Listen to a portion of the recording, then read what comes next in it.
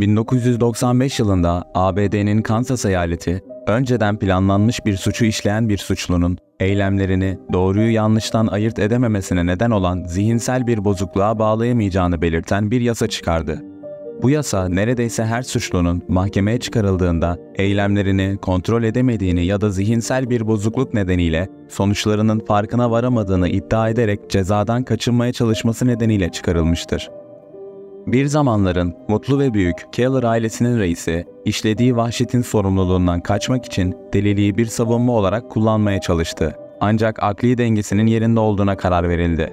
Psikologlar bu kişinin eylemlerinin kıskançlık, öfke ve kendisini terk eden eski eşine ve annelerine destek olan kızlarına karşı intikam arzusundan kaynaklandığına inanmaktadır. Ne yazık ki kıskançlık ve patolojik intikam arzusu ile işlenen bu tür suçlar dünya çapında yaygın bir olgudur. İstatistiklere göre bu nedenler işlenen her 8 suçtan birini oluşturmaktadır. Aşırı şüphe, güvensizlik ve bir partneri kontrol etmeye yönelik saplantılı ihtiyaç, bir kişiyi kendi çocuklarına bile kıyabilen gerçek bir canavara dönüştürebilir.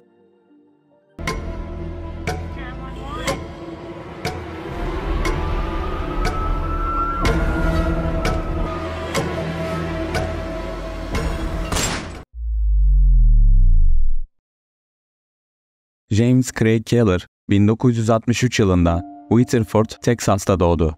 Müstakbel eşi Karen Keller, 1965 yılında aynı şehirde doğdu. 1980'lerin başında bir Texas Üniversitesi'nde öğrenciyken tanıştılar.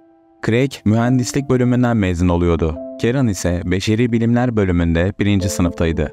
Kısa sürede ortak bir zemin buldular ve kısa süre sonra romantik bir ilişkiye başladılar. Genç ve aşıklardı ve mükemmel bir çift gibi görünüyorlardı. Craig, mühendislik alanındaki azmi ve yeteneğiyle tanınan başarılı bir öğrenciydi. 1980'lerin sonunda mezun olduktan sonra sadece yakın arkadaşları ve ailelerinin katıldığı mütevazi bir düğün yaptılar.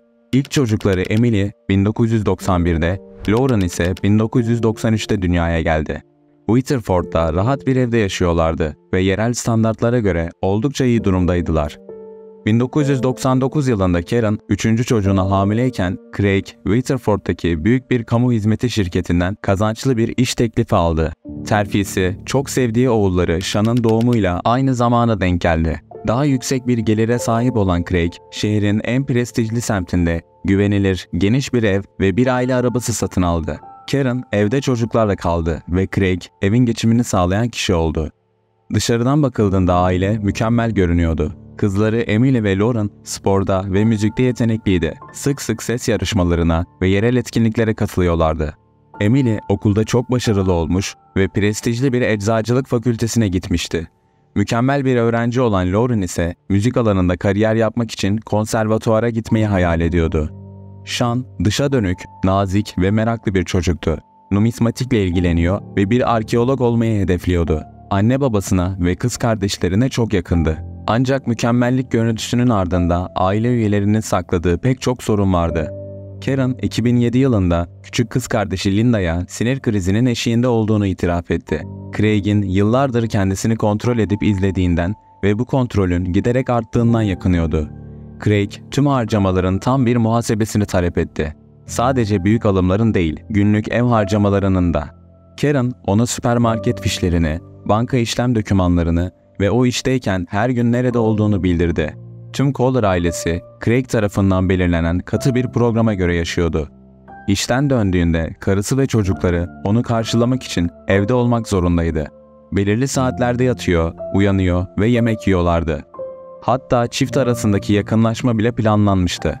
Zamanla Craig'in kontrol takıntısı yoğunlaştı. Giderek daha talepkar ve bencil bir hale geldi ve Karen'ın hareketlerini saatine kadar planladı.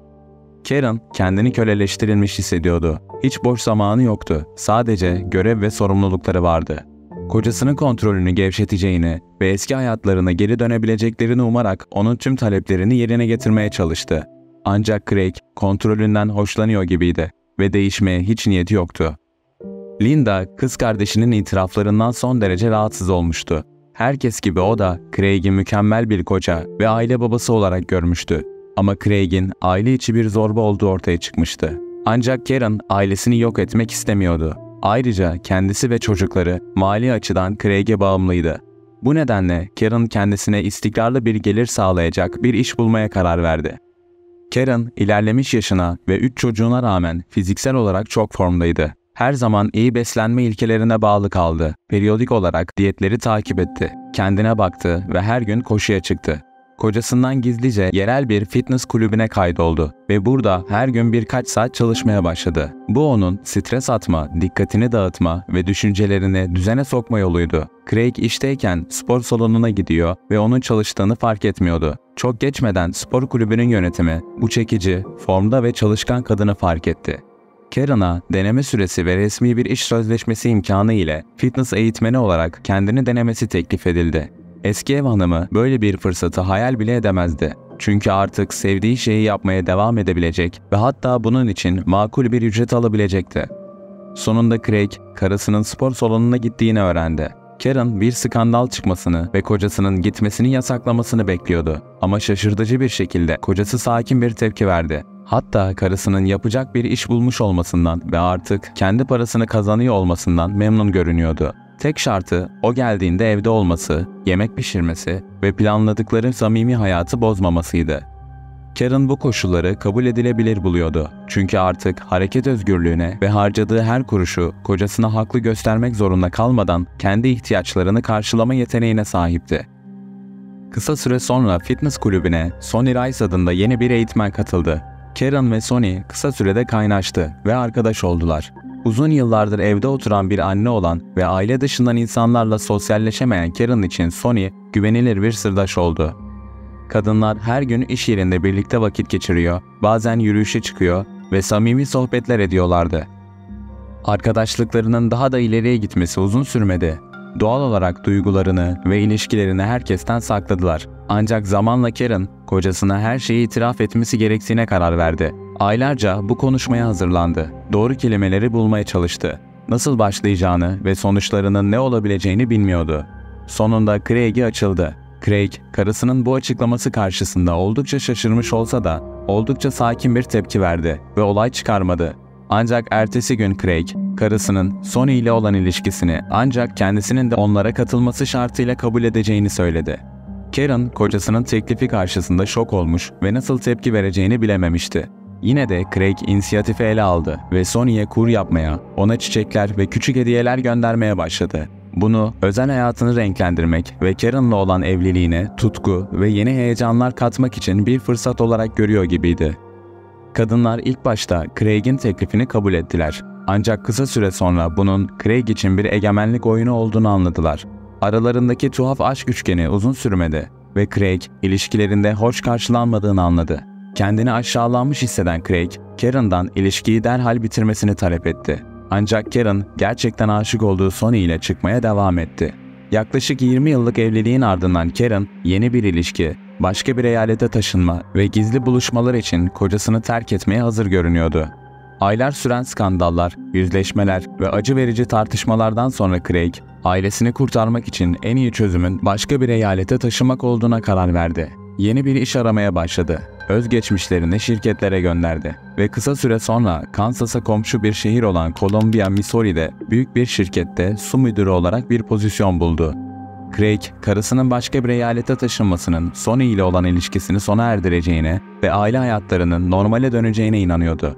Çocukların okul değiştirmesi, yeni arkadaşlar edinmesi ve yeni bir şehirde yaşamaya alışması gerektiğinden 2008 yazındaki taşınma aile için zor oldu.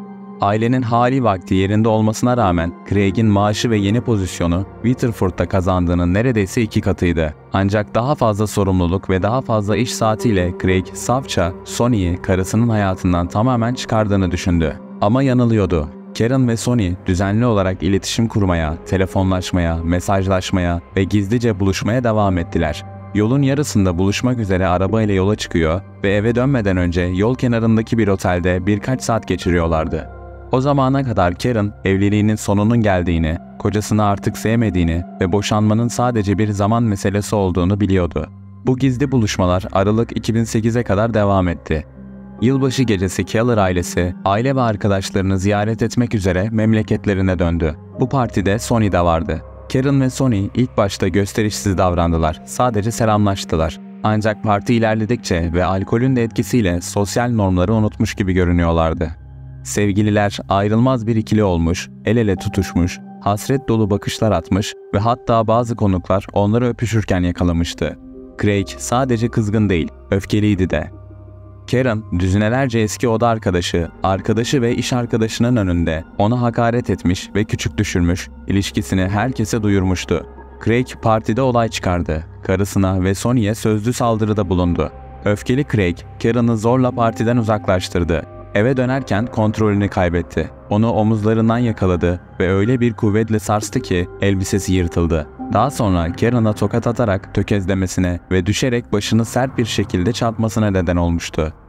Eve döndükten sonra çatışma azalmadı ve birkaç gün sonra Karen, Craig'e onu terk edeceğini söyledi. Boşanma işlemlerini başlattı ve çocukların velayetini talep etti. Craig ilk başta özür dilemeye çalıştı. Çocukların iyiliği için, aileyi korumak için yalvardı ve evliliklerine bir şans daha vermeyi teklif etti. Ancak Karen kararlıydı ve boşanmayı kabul etti. Craig daha sonra ortak arkadaşlarını ve akrabalarını aramaya başladı ve onlardan Karen'la konuşmalarını ve onu aileyi dağıtmamasıyla ve kendisiyle kalması için ikna etmemelerini istedi. Craig'in tüm çabalarına rağmen Karen ona Sonny için ayrıldığını ve evliliklerinde hiçbir zaman gerçekten mutlu olmadığını kesin bir dille söyledi. 2009'un ilk baharında hala aynı çatı altında yaşarlarken başka bir tartışma çıktı ve Craig o yılbaşı partisinden bu yana ilk kez fiziksel şiddete başvurdu. Karen onu polise ihbar etti ve Craig tutuklandı. Ancak karakolda karısının histerik olduğunu ve sadece onu sakinleştirmek için sıkıca tuttuğunu, bunun da kollarındaki morluklara neden olduğunu iddia etti. Bu olaydan sonra Karen, resmi boşanmayı beklemeden çocukları alıp taşındı. Craig için bu ciddi bir darbeydi. Ancak kızlarının annelerinin tarafını tuttuğunu öğrendiğinde daha da öfkelendi. Bunu bir ihanet olarak gördü ve Emily ve Lauren ile iletişim kurmayı reddetti. Sadece Sean'ı aradı ve kızlarını açıkça görmezden gelirken hafta sonları onu yanına aldı. Bu arada devam eden boşanma işlemlerine rağmen Craig hala karısının fikrini değiştirip kendisine geri döneceğini umuyordu. Kıskançtı. Onu kontrol etmeye çalışıyor ve her yerde onu takip ediyordu. Evini izledi. Fark edilmemek için kiralık bir arabayla onu şehirde takip etti ve hatta kimse yokken evine gizli bir kamera yerleştirmeye çalıştı. Doğal olarak tüm bunlar zaman ve çaba gerektiriyordu. Bu yüzden Craig işten fedakarlık etmek zorunda kaldı. Önce tatile çıktı, sonra hasta olduğunu iddia etti ve sonunda hiçbir açıklama yapmadan işe gitmemeye başladı. Bu umursamaz davranışı işine son verilmesine neden oldu. İşini ve gelir kaynağını kaybettikten sonra Craig, kendi evini karşılayamadığı için ailesinin evine taşınmak zorunda kaldı. Artık bolca boş vakti olduğu için eski karısını gün boyu takip edebiliyor, bu da kadının eski kocasını kendisine yaklaşmasını engellemek için mahkemeye vermesine neden oluyordu. Kasım 2009'da Şükran Günü'nden hemen önce Karen çocuklarını tatillerini geçirmek üzere Kansas'ın Burlingame kasabasındaki 89 yaşındaki büyükannesi Dorothy White'ı ziyarete götürdü. Burlingame Polis Departmanı 29 Kasım akşamı şüpheli bir minibüs ve silah sesleriyle ilgili bir alarm çağrısı aldı. Dorothy'nin komşuları yaşlı kadının evine küçük bir kamyonetin yanaştığını, içinden bir adamın indiğini ve eve girdiğini gördüklerini bildirdiler. Daha sonra çığlıklar ve silah sesleri duyduklarını iddia ettiler. Ancak emin değillerdi. Adam daha sonra evden çıkmış, kamyonete geri binmiş ve hızla uzaklaşmıştı. Komşular adamın silahlı olmasından korkarak onu yakalamaya çalışmadılar. Polis evin önüne geldiğinde yardım isteyen 10 yaşında dehşete düşmüş bir çocukla karşılaştı. Sean Keller ne olduğunu açıklayamıyordu ama içeride polisi korkunç bir manzaranın beklediği açıktı. Ön kapının yanında 89 yaşındaki ev sahibini kan gölü içinde yatarken ve 2 kurşun yarasına rağmen şaşırtıcı bir şekilde hayatta buldular. Mutfakta ise polis 44 yaşındaki Karen'ın cansız bedenini buldu. Göğsünden vurulmuş ve ardından yakın mesafeden kafasına sıkılan bir kurşunla öldürülmüştü. Eski kocası onu hayatta kalma şansı olmadan terk etmişti. En büyük kızı 18 yaşındaki Emily'nin cesedi bir duvarla kanepenin arasında yatıyordu. Görünüşe göre öfkeli babasından saklanmaya çalışmıştı ama babası onu yakaladı ve 2 el ateş ederek canını aldı. Küçük kız kardeşi Lauren, 2. kattaki yatak odasında bir kan gölü içinde yatıyordu. Hala hayattaydı. Hayatını kurtarmak için belli belirsiz yalvarıyor ve defalarca bunu babasının yaptığını söylüyordu. Yaşlı kadın ve Lauren derhal yakındaki bir hastanenin yoğun bakım ünitesine kaldırıldı. Doktorların tüm çabalarına rağmen hayatları kurtarılamadı. Lauren, 1 Aralık sabahı aşırı kan kaybı ve iç organlarındaki hasar nedeniyle hayatını kaybederken büyükannesi de aynı gün birkaç saat sonra hayatta kalan tek tanık olarak öldü. Sean şok halindeydi. Psikologlar onunla çalıştı ama büyükannesinin evindeki trajik olayların tek canlı tanığı olarak kapsamlı bir sorgulamaya ihtiyacı vardı. O akşam annesinin mutfakta akşam yemeği hazırladığını ve en sevdiği turtaları istemek için ona yaklaştığını söyledi. Birden evin arka kapısı çaldı ve babaları elinde bir av tüfeğiyle eve girdi. Adam tek kelime etmeden namluyu eski karısına doğrulttu ve ateş etti. Sonra yaklaştı ve tekrar ateş etti. İlk birkaç saniye Sean dehşet içinde donup kaldı. Sonra babası ona döndü ama nişan almadı. Sadece sessizce ve dikkatlice ona baktı. Sean kaçması gerektiğini fark etti ve açık olan arka kapıdan dışarı atladı. Çocuk büyükannesini ve kız kardeşlerini uyarmak ve yardım çağırmak umuduyla ana girişe doğru koştu. Ancak eşiğe ulaştığında birkaç el silah sesi daha duydu. Eve girmekten korktuğu için küçük bir ek binaya saklandı. Birkaç el daha silah sesi duydu ve dehşet içinde babasının peşinden gelmesini bekledi. Craig derhal arananlar listesine alındı. Silahlı ve son derece tehlikeli olduğu konusunda uyarıldı. Bu arada polis hız yapan bir kamyonla ilgili birkaç ihbar aldı ve bu da silahlı adamın gittiği yönü hızla belirlemelerine yardımcı oldu. Bir noktada adam aracını ormanlık bir alanda terk etti ve ıssız bir yolda yürümeye başladı. Kolluk kuvvetleri kısa sürede adamı yakalamış ve ertesi sabah tutuklamıştı. Tüfeği ve mühimmatı arka koltukta, depresyon ve anksiyete bozuklukları için reçeteli ilaçları da sürücü koltuğunun yanında bırakmıştı. Bay Kohler tutuklanmaya direnmedi, artık umurunda değil gibiydi. Şaşkın ve hatta korkmuş görünüyordu ve dürüst bir şekilde bir silahı ve bir av bıçağı olduğunu, ancak bunları kullanmaya niyetli olmadığını itiraf etti. Ayrıca polisin zaten bildiğine inandığı korkunç bir şey yaptığını da itiraf etti. İlk başta karakola götürüldüğünde Craig suçunu tamamen kabul etti ve soruşturma memuruna içini döktü. Karısının onu Sonny ile nasıl aldattığını, bir yılbaşı partisinde arkadaşlarının önünde onu nasıl küçük düşürdüklerini, evliliğini kurtarma çabalarının işine ve kendine olan saygısından geriye kalanlara nasıl mal olduğunu anlattı. Adam ağladı, böyle bir adım atmaya nasıl karar verdiğini bilmediğini söyledi ve kızları da dahil olmak üzere herkesin kendisine ihanet ettiğinden yakındı. Avukatı Thomas Haney tarafından bilgilendirilen sanık, eylemlerini akıl hastalığı ve delilikle suçlayarak ilk itirafını geri aldı. Bu 4 kişinin öldürülmesinden dolayı ölüm cezasından kaçınmak için tek seçeneğiydi. Haney, karısının kendisini bir sevgilisi için terk etmesi ve çocuklarının annelerinin tarafına geçmesi, işini kaybetmesi ve ailesinin evine geri taşınmak zorunda kalmasının ardından müvekkilinin zor bir psikoduygusal durumda olduğuna ikna etmeye çalıştı.